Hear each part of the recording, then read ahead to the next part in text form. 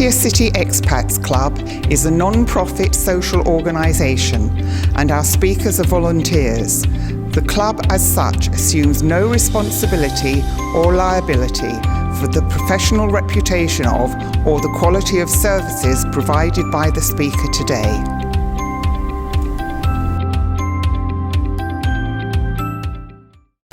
G'day and Swaddy Cup. Well, it's Ren Alexander here, and we had a wonderful another talk from Dr. Andy Barraclough about COVID. When will it end? And talking about when will it end, do you think it's safe enough for us to take off the masks? We've both been vaccinated. Vaccinated people, we can do that.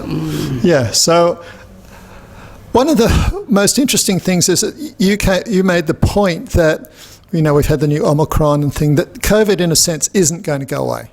No, I think we're going to have to learn to accept endemic levels.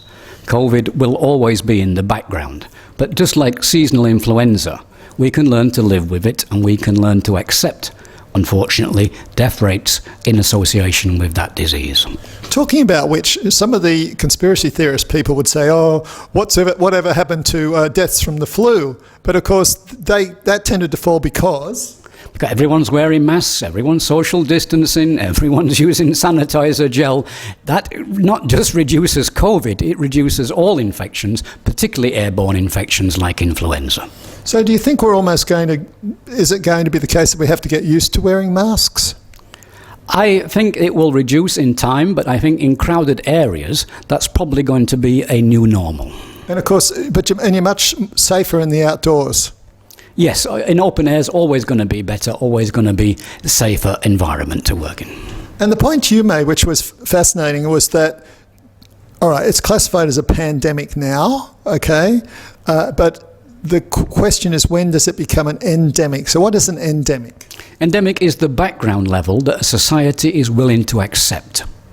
How much of the disease, how many deaths from the disease will you accept in your particular society? And that varies hugely between different countries.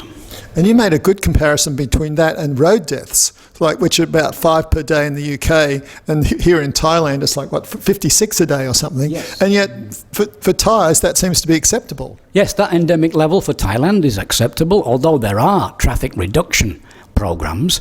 They're not massively active. Whereas in the UK, they are massively active, and the UK would not accept a death level of 50 per day, although it has a similar population to Thailand. Thailand is by no means the largest in the world, but it has a high level, and people seem willing to accept that. Just as in the UK, they're willing to accept deaths from seasonal influenza. Don't talk about it, but it's accepted. Yes, and what were some of the levels of deaths in the UK you were talking about as being acceptable, possibly? This is speculatory. There are suggestions that it could be a similar level to seasonal influenza. Around 50,000 deaths per year from COVID might be acceptable by society. About 1,000 a week then? Yes, about that, yeah. Around 120, 130 per day. So and that comes down to an individual / political / social type decision? Yes, it's really what society will accept in its broadest sense. Talking about this, there's a massive pressure and stuff, like in Australia, there's a lot of protests against vaccination and stuff. Do you have a perspective on that? It's an individual choice. I do not believe in mandatory vaccination.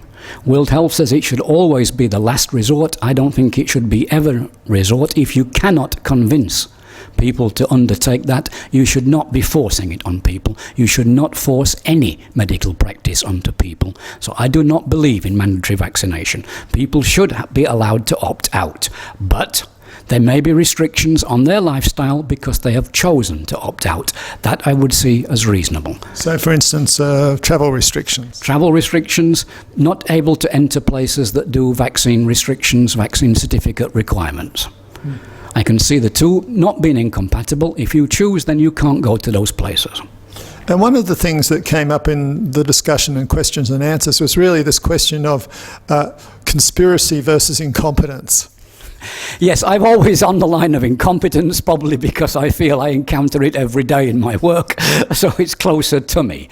I don't believe in the conspiracy, not that they're impossible, but the level of organisation is incompatible with the level of incompetence I see that are required for the conspiracies. So I think it's more incompetence than conspiracy. Yes, I believe in Hanlon's law, never put down to malice what can be ascribed to incompetence. I would fully agree with that, yes. I think that the kids in high school should be told, look, in the course of your life, you're going to be surrounded by incompetence and people who are going to deceive you and stuff. So when you find competent, hard-working, diligent people, grab them and never let go. Absolutely. Finding them is the hard job. Yeah, exactly. So on that note, if you have a healthy and you have a good medical practitioner, you want to consult them before you have the third booster. Yes, I believe so. For everyone. Choose the one that's right for you and for your conditions, particularly for older people over 65s. Many will have underlying conditions. Choosing the booster is important. Consult with your clinician for your particular concerns. But you would lean to the mRNA, the Pfizer and Moderna. Yes, for some reason the mRNA boosters seem to be far more effective and give massive boosts. And the other thing that's on the horizon is the pill, this new pill for treating.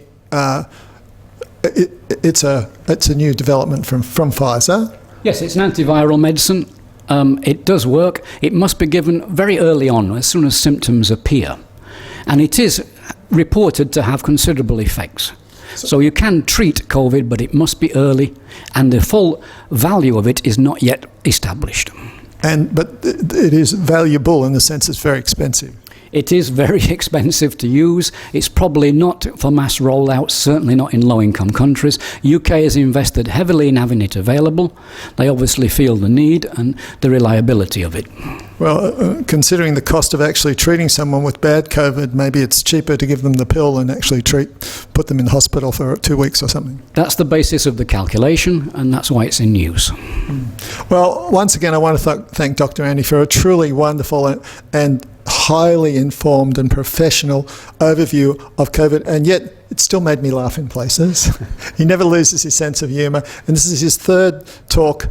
And I remember one time I asked you, is COVID a lot worse than you thought it would be when you first talked about it at the club? And the answer is? Yes. Yes, absolutely. And on that note, lots of things to take away from. Go and look at the talk on YouTube. A really wonderful talk. Thanks again to Dr. Andy. And it's goodbye from me. Stay safe, stay well, have a great Christmas, and practice sensible social distancing, etc. Merry Christmas from Ren Alexander and the Pattaya City Expat Club.